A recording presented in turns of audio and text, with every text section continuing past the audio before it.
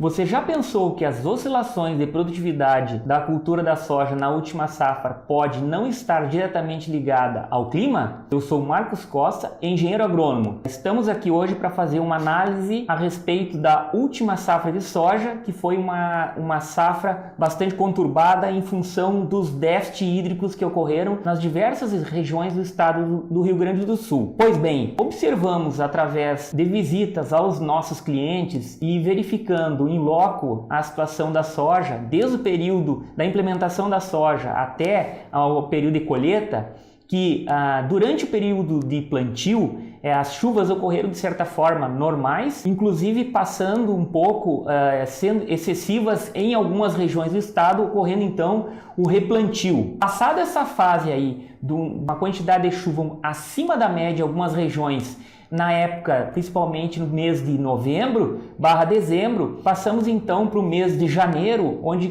as sojas, do modo geral, estavam em pleno desenvolvimento vegetativo. E o que aconteceu? Aconteceu então uma redução da quantidade média de chuva, indo em direção a fevereiro, reduzindo ainda mais essa quantidade de chuva e cortando de forma abrupta, principalmente no mês de fevereiro. Observamos então que durante a colheita, as oscilações de produtividade foram muito significativas. Em algumas regiões, as oscilações foram enormes, colhendo aí na faixa de 5, 6, 7 sacos por hectare.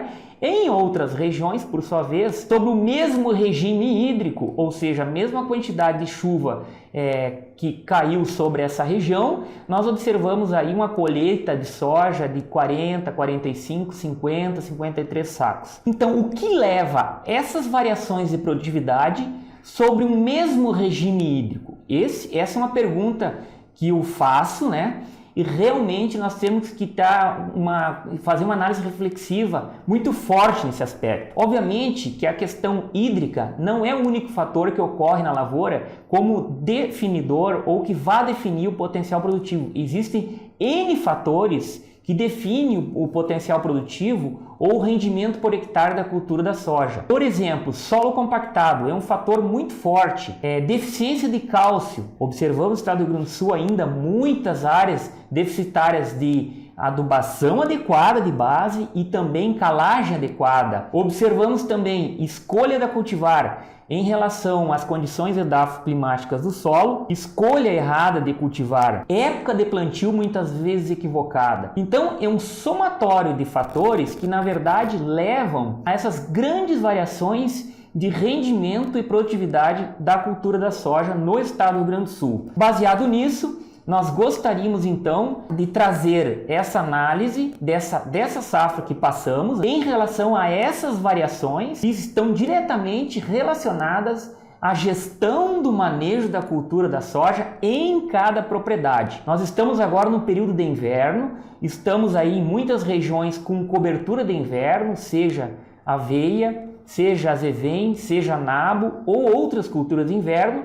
e o próprio trigo, muito fortemente representado pela região do centro-norte do estado, em que inclusive houveram um plantio de uma área maior em relação ao ano passado, haja vista que o regime hídrico, vamos pensar assim, do inverno propriamente dito, está muito bom, com chuvas frequentes, favorecendo o desenvolvimento vegetativo do trigo.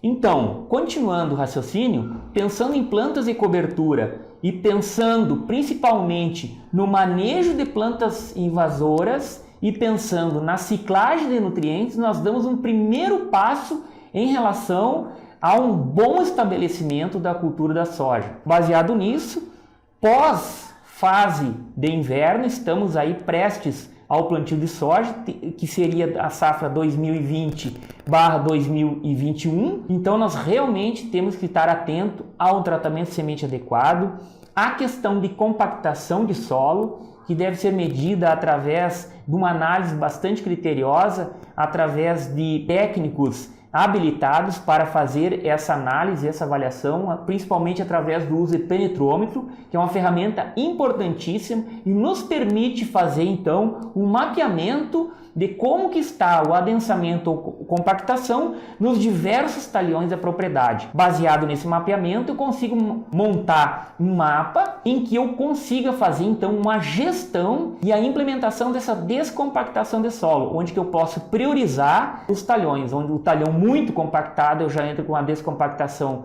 para essa safra, para esse ano, talhões que eu posso compactar a partir do ano que vem, e assim eu vou fazendo o plano de gestão da descompactação. Tratar a semente com inseticida, fungicida e bioestimulantes e enraizadores, caminhamos então aí para o plantio da próxima safra, em que eu recomendo então que sejam observados fundamentalmente velocidade de plantio, certo?